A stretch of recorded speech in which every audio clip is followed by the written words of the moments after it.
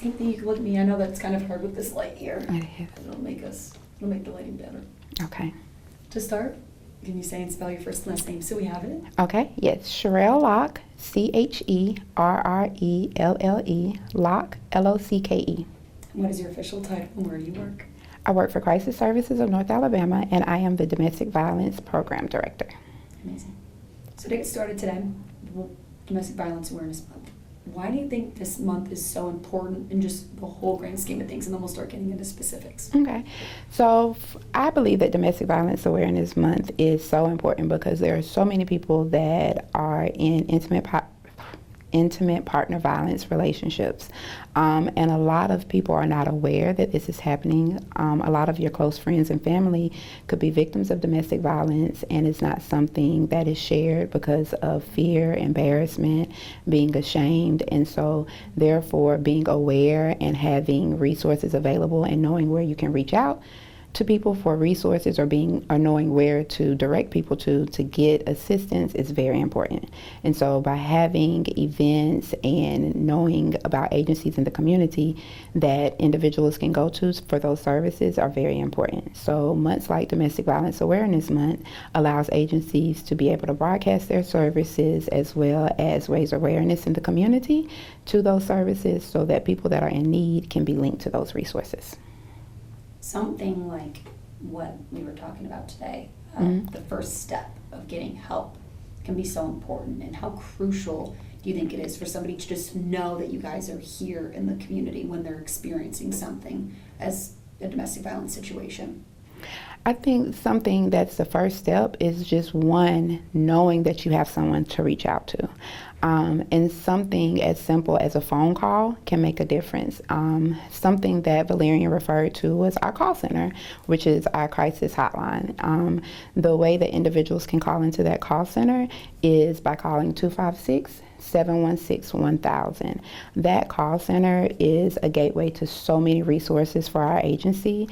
It can link you to crisis counselors. It can link you to receiving services through our advocacy program, through getting information about our shelter, as well as crisis counseling, as well as if you needed assistance from our forensic nursing department for exams as well. So something as simple as a phone call can get you linked to so many different resources, or just getting information or talking to someone. For some individuals, they don't know that it's actually a negative or hostile relationship that they're in because individuals tell them that that's not the relationship or that's not what's going on. So having that access to talk to someone and learn about resources can give them the information to be able to think and understand what's going on for them to make a healthy decision and be able to come up with a plan if they want to actually use the resources that are available to them.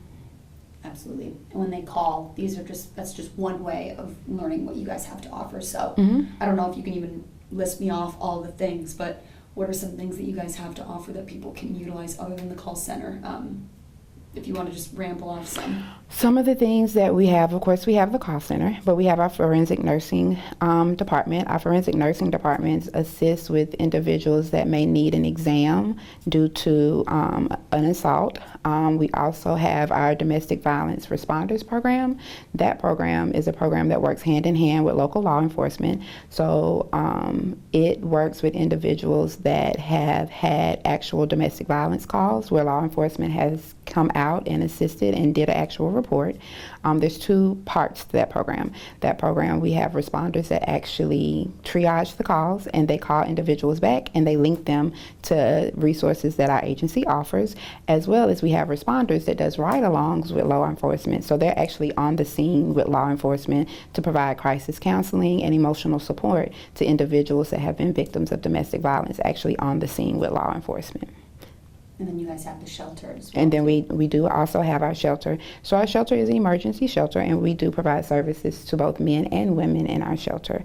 Our shelter is a short-term shelter, but in the shelter we receive we provide services such as case management. Some of the services that Valerian referred to when you guys were talking was the case management, the safety planning, assisting with transportation, the emotional support, the assisting with kids being enrolled in school, as well as helping with housing, linking you with different apartment complexes in the community, taking you to the tours of the apartment complexes, also linking you with our sales specialists, which is our sale program where we partner with the Department of Human Resources that assists clients with getting financial assistance with housing deposits as well as utility deposits to be able to get them away from domestic violence relationships and into stable and safe housing on their own.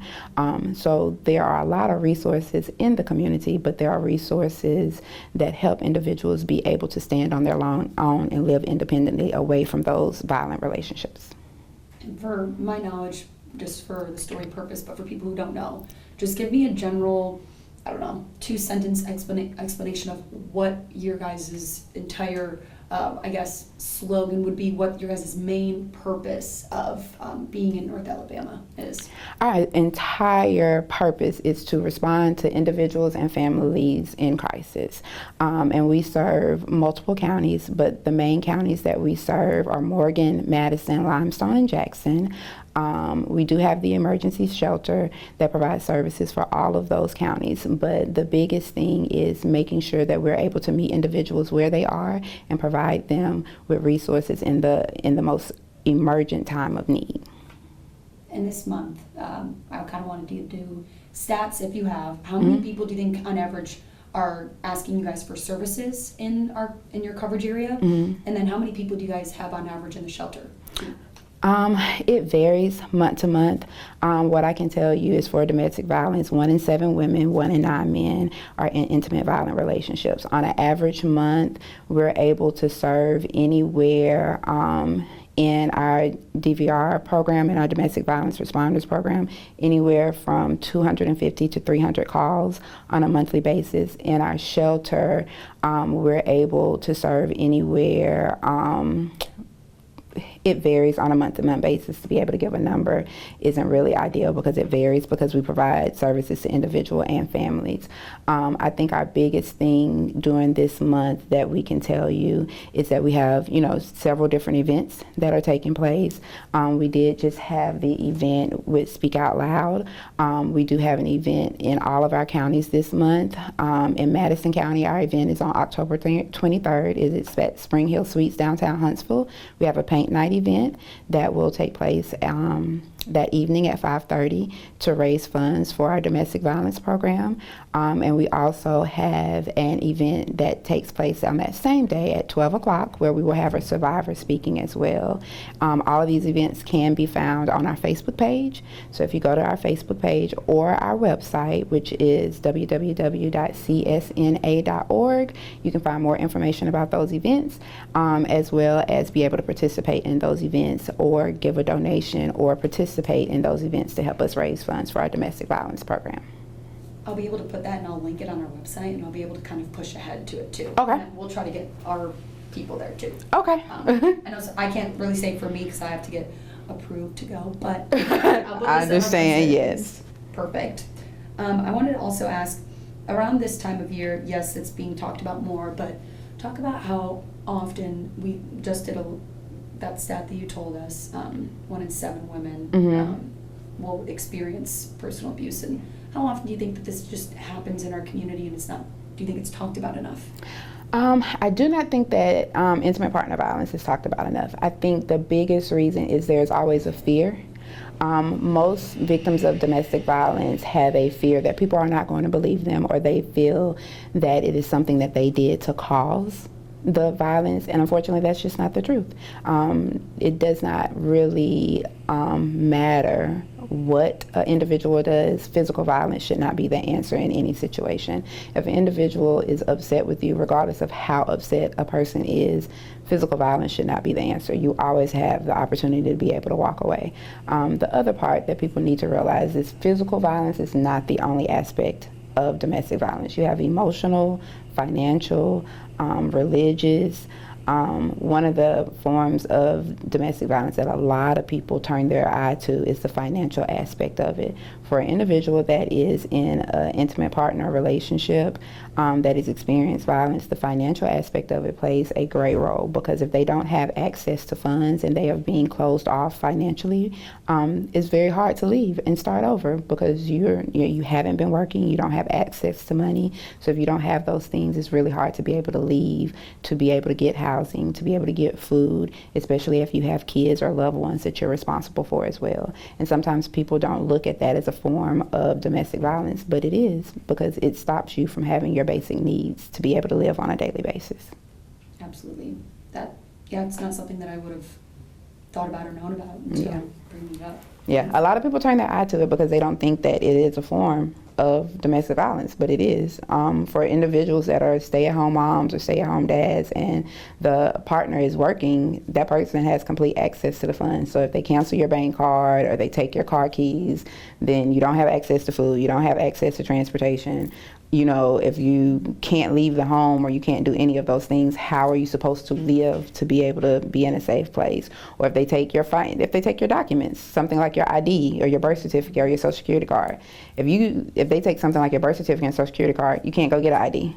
If you take your birth certificate, you can't go get a social security card. If they take your social security card or your ID, you can't go get a birth certificate. If they take your debit card, you can't go get any of those things to get it replaced. So then you're in a place where you have no identification, you can't apply for a job, you can't apply for housing. So where are you supposed to live or get employment or do any of those things? You're literally stranded without the ability to be able to start over. And unfortunately, people think that that's something really simple, but unfortunately that literally stops a person from being able to live daily. Those literally are your basic needs to be able to meet every single day, just in documents. And for people who are watching this, what would you say to them about the resources you have? What message would you want to come across today? The biggest thing is we do help individuals with those things, but we do partner with other agencies for those things. The biggest thing, even with us, there are some services that we provide, but we believe in community connections as well. So we do partner with other agencies in the community so that if there are things that we are not able to provide, we also partner our clients with other agencies in the community that are able to provide things that we aren't able to provide. And that's the biggest thing, is collaboration.